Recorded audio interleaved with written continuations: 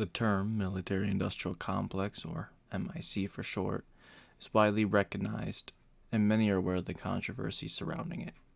From its influence on public policy to its profit-driven involvement in global conflicts, the MIC has sparked significant debate over the years. To truly grasp its impact, however, it is essential to explore the origins of the term and trace its evolution over time. The concept of the MIC was first introduced by President Dwight D. Eisenhower in his farewell address in 1961. We have been compelled to create a permanent armaments industry of vast proportions. Added to this, 3.5 million men and women are directly engaged in the defense establishment. We annually spend on military security alone more than the net income of all United States corporations. Now, this conjunction of an immense military establishment and a large arms industry is new in the American experience. The total influence, economic, political, even spiritual, is felt in every city, every state house, every office of the federal government. We recognize the imperative need for this development, yet we must not fail to comprehend its grave implications. Our toil, resources, and livelihood are all involved. So is the very structure of our society. In the councils of government, we must guard against the acquisition of unwarranted influence, whether sought or unsought, by the military-industrial complex. The potential for the disastrous rise of misplaced power exists and will persist. We must never let the weight of this combination endanger our liberties or democratic processes. We should take nothing for granted. Only an alert and knowledgeable citizenry can compel the proper meshing of the huge industrial and military machinery of defense with our peaceful methods and goals. In his speech, Eisenhower warned of the growing power of the military-industrial complex and the potential dangers it posed to the American democracy. He expressed concern over the increasing dependence of the military on private contractors and the risk of this dynamic undermining the nation's democratic processes. Eisenhower recognized that, if left unchecked, the MIC could wield enough influence to prioritize corporate profits over the well-being of the citizens it was meant to protect. Fast forward to the present day, and it's evident that Eisenhower's cautionary words went largely unheeded. Following the events of 9/11, the U.S. became deeply involved in the so-called War on Terror, leading to extended military engagements across the globe. This period has been characterized by a sharp rise in military spending and the further entrenchment of the MIC.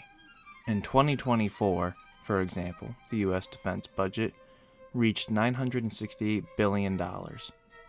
That is more than the combined defense budgets of Israel, Italy, Australia, South Korea, Japan, France, Saudi Arabia, India, the UK, Germany, Russia, and China combined.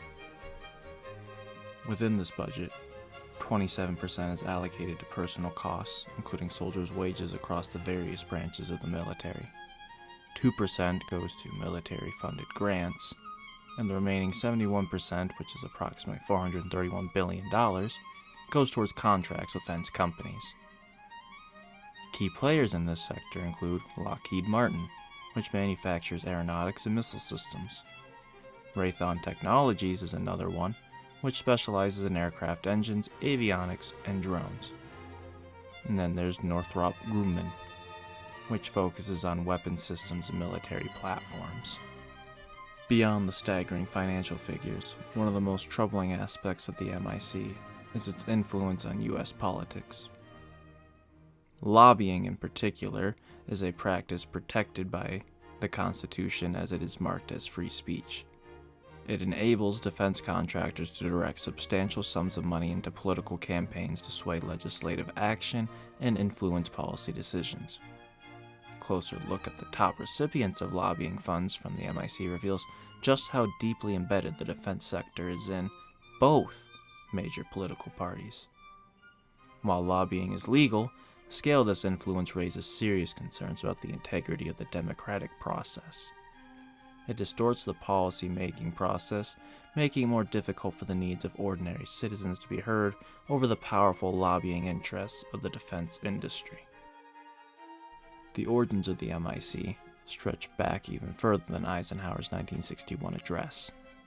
Foundations of the complex were laid during World War I, when nations like Germany and Japan began forming partnerships between large business, universities, and government institutions to promote military expansion for their financial gain. This collaborative model, rather than one based on competition, laid the groundwork for what would later become the military-industrial complex. Following World War II, the U.S. defense industry expanded rapidly, leveraging its wartime advancements in technology, which ultimately solidified the role of the private defense contractors in shaping U.S. military policy. The MIC's dominance has only grown over the decades, with defense companies acquiring immense power through both lobbying and campaign donations. What once began as purely military effort has now become a highly lucrative business, with private contractors benefiting enormously from wars, arms sales, and military contracts. This has resulted in a system in which the military's interests and the defense industry's profits are deeply intertwined, creating a powerful and unaccountable force that affects domestic and foreign policy decisions. Given the enormity of the defense budget, one might wonder what the U.S. could achieve if even a fraction of this funding were redirected to address pressing domestic issues. Redirecting just half of the defense budget could have a profound impact, providing much-needed resources for healthcare, education, and homelessness.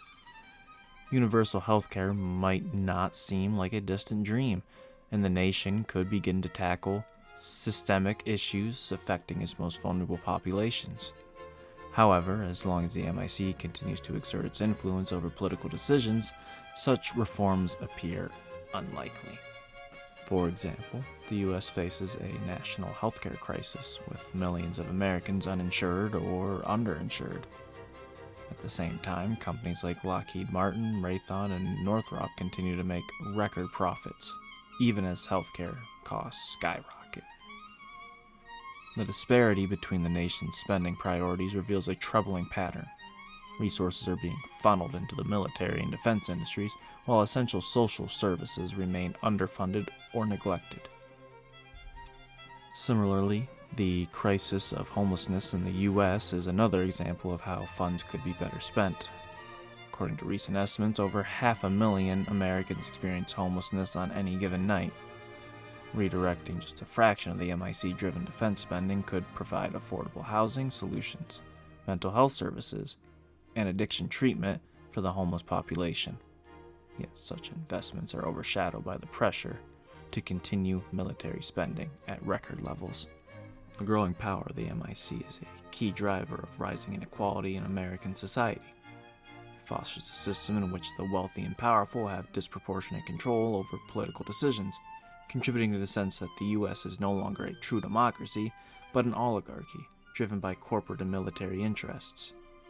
The MIC perpetuates a cycle of influence, where the interests of a select few dominate national policy at the expense of the public good. And as the MIC grows more powerful, so too does the gap between the rich and the poor grow, and the American people's sense of political efficacy diminishes. Ordinary citizens find themselves increasingly disconnected from a political system that seems more responsive to the needs of corporate defense contractors than to their own. This concentration of power leads to disillusionment, as many feel their voices are no longer heard in the halls of power. While the situation may seem dire, change is always possible. The first step in addressing the issue is recognizing the sources of influence and taking collective action to rebalance power in favor of the people.